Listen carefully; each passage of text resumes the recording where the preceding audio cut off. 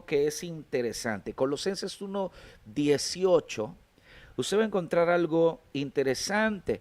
Dice la escritura desde el versículo 15, Él es la imagen del Dios invisible, el primogénito de toda creación, porque en Él, fíjese bien, como ya la escritura está manifestando ese fundamento en Él.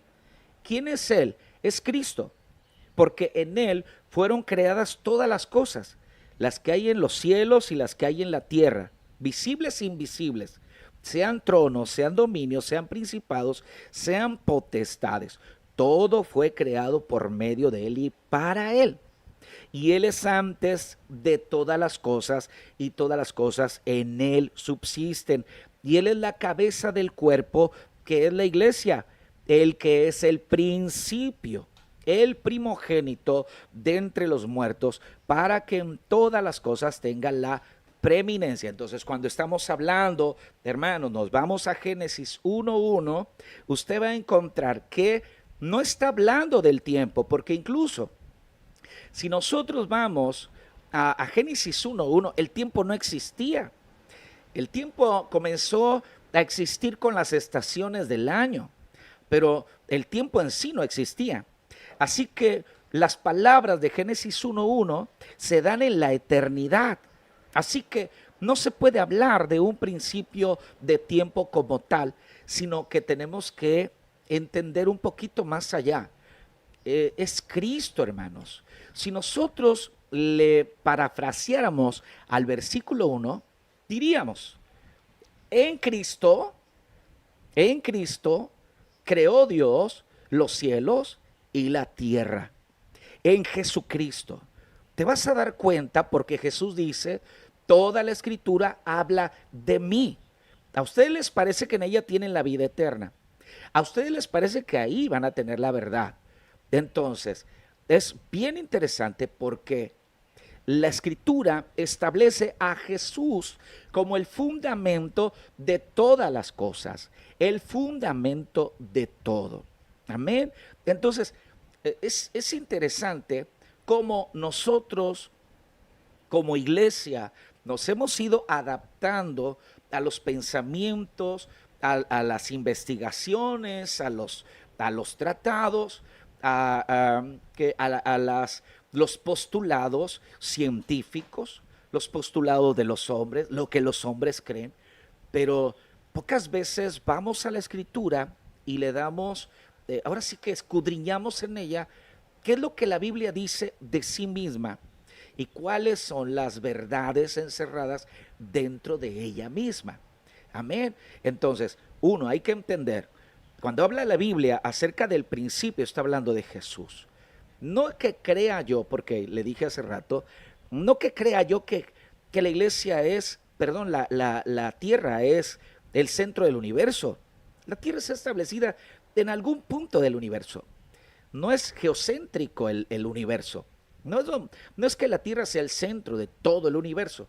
Pero lo que sí es cierto es que Dios pone a la tierra como la parte principal, vamos, donde Dios va a cumplir sus propósitos eternos, donde Dios va a establecer la corona de la creación.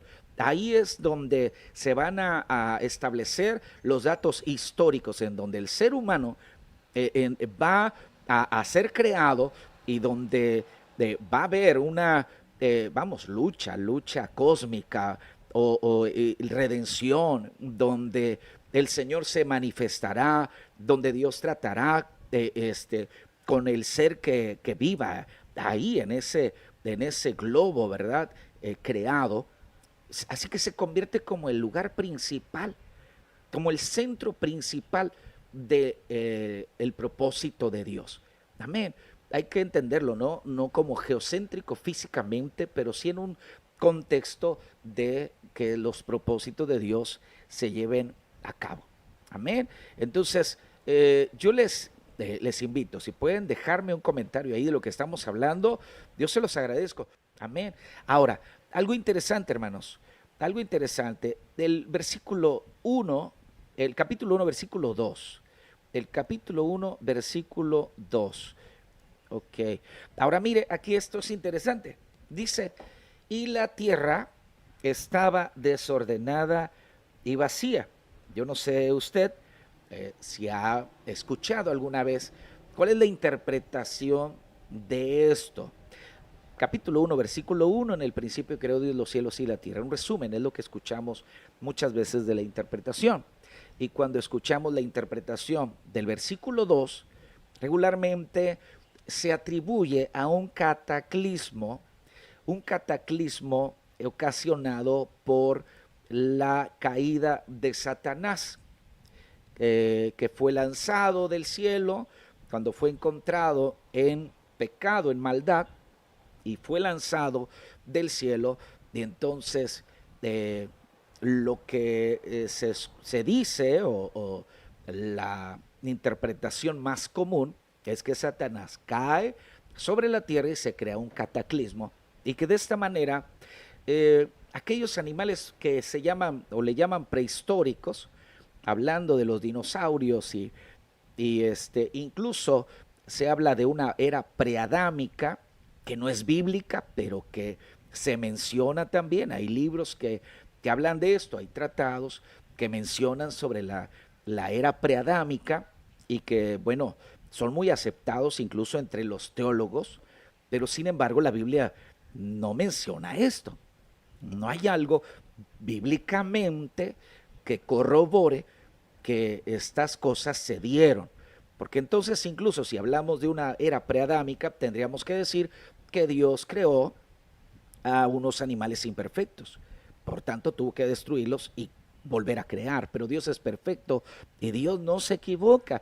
Y si usted lee el capítulo 1 completo de Génesis, usted va a encontrar que todo lo que Dios creó es bueno. Entonces, yo le decía, de acuerdo a una interpretación distinta a lo que se conoce como el cataclismo, ¿sí? Yo quiero ir a una cronología que es más lógica, a esa cronología, porque esa interpretación de la era preadámica o la era de los dinosaurios, que realmente no tiene precisamente un fundamento, sigue siendo una teoría, este, qué es lo que dice la Biblia o qué es lo que podemos entender en una cronología correcta. Bueno, y la tierra estaba desordenada y vacía. Yo le pregunto algo en palabras bien sencillas, ¿cómo se imagina usted la tierra? Imagínese a esa tierra desordenada y vacía, ¿sí? ¿Cómo usted la puede ver? De la raíz, fíjese, del hebreo tohu, desolación, desierto, cosa que no vale, soledad, vacío, asolamiento, asolar. Entre ellos aparece la palabra destrucción, ¿sí? Pero aparece como una palabra alterna, pero a lo que más se refiere es al vacío, a la soledad. Y sí, habla de un caos, pero no de un caos de colapso, sino yo pienso mucho en el estado de la tierra primigenia, ese estado cuando los volcanes estaban haciendo erupción, cuando los gases estaban en la atmósfera, cuando todo era tinieblas, cuando no había vida en el agua, entonces no había tierra tampoco, todo estaba en un desorden, como Dios dándonos a entender de cómo Él fue haciendo todas las cosas, fue dirigiendo, ¿sí?, los hechos hasta llegar a lo que hoy conocemos como la tierra creada. ¿Me entiende? Entonces, muchas veces se le atribuye a ese momento porque en alguna ocasión, pues cuando ya empezaron a hablar de la evolución, entonces, pues había que ahí ensamblar el contexto bíblico con el pensamiento científico y se cayó, se cayó en la idea de que el versículo 2 tiene que ver con ese colapso. Pero analizándolo, le decía, en un sentido cronológico, entendemos que no necesariamente tuvo que haber ese cataclismo y no necesariamente Satanás tuvo que caer a la tierra haciendo una explosión de esa manera y destruyendo todo lo que había en ella, como lo que se cree que eran seres creados. Yo en lo personal, yo no creo en la evolución. Yo no creo en la era preadámica, porque la Biblia no habla de eso. Eso como que ya viene a ser como una imaginación de los hombres. Dice la hermana Yolanda Fernández, cataclismo por la caída de Satanás. Ese es el pensamiento, pero hermanos, yo quisiera, por eso le decía, quisiera que nos centráramos en la palabra, que analizáramos. Mira, la interpretación regularmente, lo que yo he visto, es que cuando interpretamos la Biblia, la interpretamos a partir de los hombres y queremos llevarla hacia Dios. Sí, como que queremos primeramente nosotros determinar lo que Dios piensa, lo que Dios hace, lo que Dios dice. Amén, como que le queremos decir a Dios qué es lo que nosotros interpretamos como verdad, y esa tiene que ser la verdad.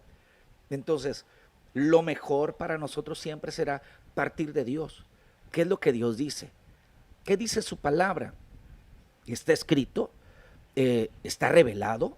Si no está revelado, entonces vale la pena salirnos de la revelación y agregarle nosotros una revelación acomodada a nuestros pensamientos, acomodada a lo que nosotros creemos.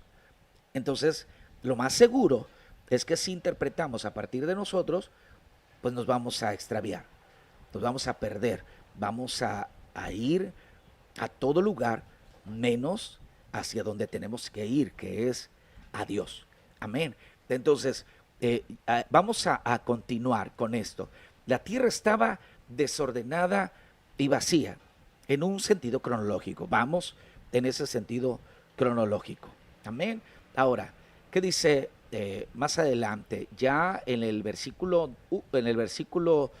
2, en la segunda parte, dice, usted lo lee, y el Espíritu de Dios se movía sobre la faz de las aguas. Las tinieblas estaban sobre la faz del abismo, perdón. Cuando dice sobre la faz del abismo, ¿qué quiere decir con esto? En la superficie había un desorden, ¿verdad? Porque Dios todavía no comenzaba a accionar. Y en la parte más baja era la parte más oscura. De hecho, hasta el día de hoy, hermanos, la parte más oscura de la tierra está en el abismo, en el fondo, en el lecho marino, en la parte más baja de los mares. Ahí se encuentran estacionadas las tinieblas.